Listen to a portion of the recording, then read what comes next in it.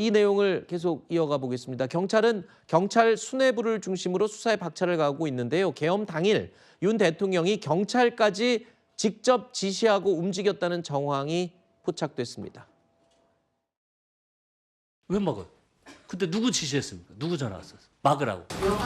전체를 통제를 했는데 한 19분 후에 서울청장이 이것은 법적 권한이 없다 해고 저한테 건의를 해서 오케이 그러면 국회 상시 출입자는 출입을 허락해라고 지시를 한 겁니다.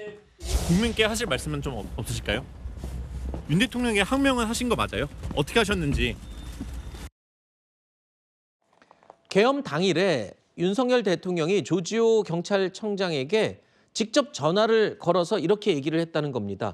국회가 10분 정도 봉쇄됐다가 잠깐 풀렸던 10분 정도 풀렸던 때가 있었거든요. 출입이 통제되다가 잠시 의원들이나 국회 종사자들만 들여보내던 그런 시기가 있었습니다. 그러자 대통령이 갑자기 전화가 왔다는 겁니다. 그러면서 왜 국회 봉쇄 안 하냐라면서 체근을 하는 그런 전화가 왔다라고 조지호 전 경찰청장 측에서 지금 입장을 밝힌 건데, 자, 이와 관련해서 조지호 청장의 변호인은요, 국회의 기능의 정상화를 위해서 힘을 썼다라고 해명을 한 바가 있습니다.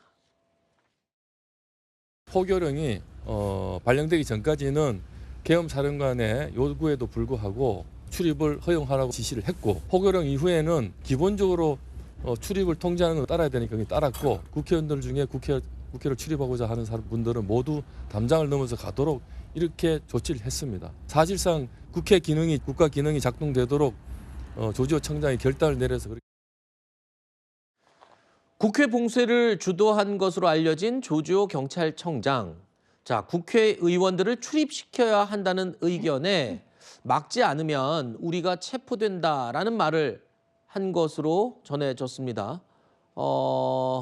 지시대로 한다면, 그러니까 대통령의 지시라고 주장하는 그런 부분대로 그대로 따르면 지금 뭐 의원들을 체포하고 잡아들이는 게 아니라 우리가 지금 체포될 상황이다라고 판단을 했다는 건데, 이거는 뭐 어떻게 해석을 해야 됩니까? 지금 곤란한 처지에 처한 조지호 청장의 본인의 변론으로 들어야 되는 건가요? 아니면 저 당시에 진짜 부당한 지시여서 따를 수 없는 지시였다라고 판단했다라고 해석을 해야 되는 건가요? 물론 두 가지 다 의미가 있겠지만요.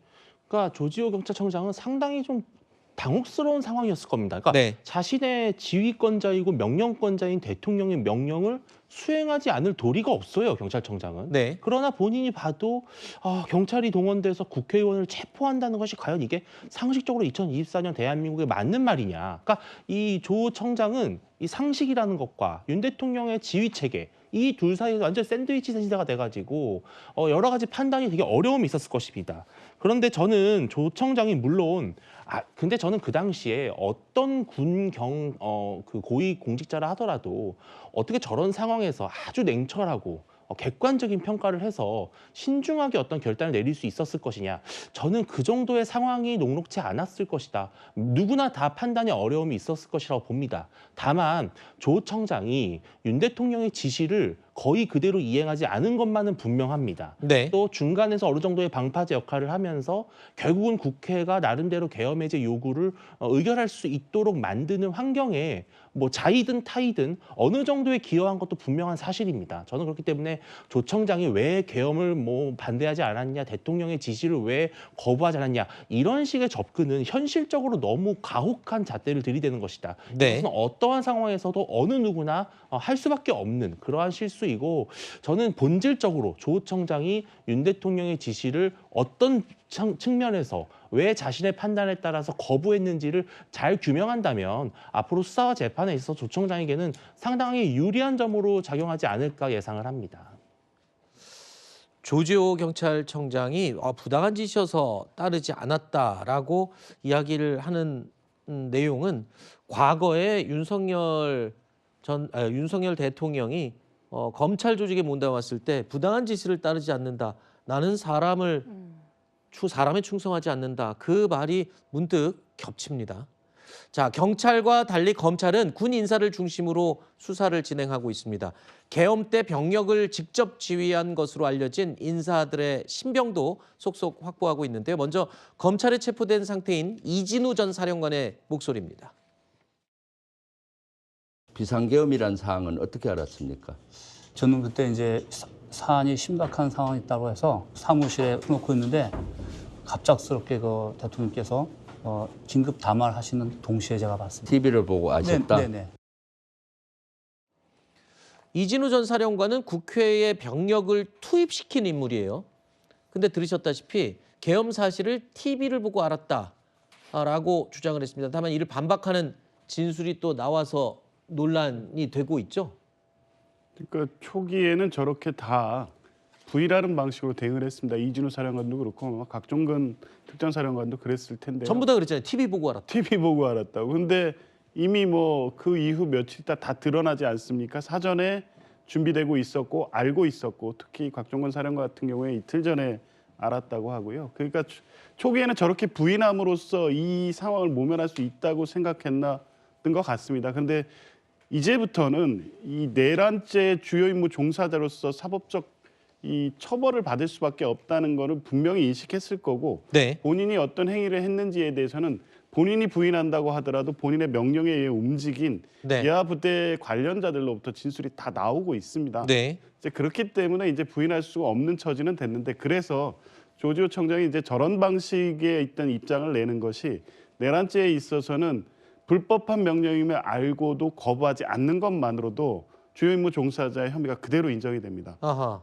내란죄라는 게 실행이 됐을 경우에 국민 절자대조의 어떤 유혈적인 네. 인적 신체 재산상의 엄청난 피해를 유발하기 때문에 국가의 어떤 군이든 이 관련된 공무원들이 불법적인 어떤 내란의 실행 행위가 있음을 알고도 거부하지 않는 것까지도 강력하게 처벌해야 된다는 법 취지가 있는 겁니다. 그게 97년 전두환 일당에 대한 내란죄 이 재판에서 확립된 대법원의 판례입니다. 그 부분을 알기 때문에 소극적으로라도 불법적인 지시는 거부했다는 내용을 지금 주장하고 있는 것으로 보이고요. 그게 아마 향후 진행될 재판에서 행위의 정도에서 선처를 받기 위한 전략으로 보이기는 하는데 이미 이 국회를 통제하거나 하는 부분에 있어서 주요 역할을 했다는 것이 드러났기 때문에 네. 저런 정도의 변명을 가지고 내란의 어떤 주요 임무 종사자의 책임을 얼마나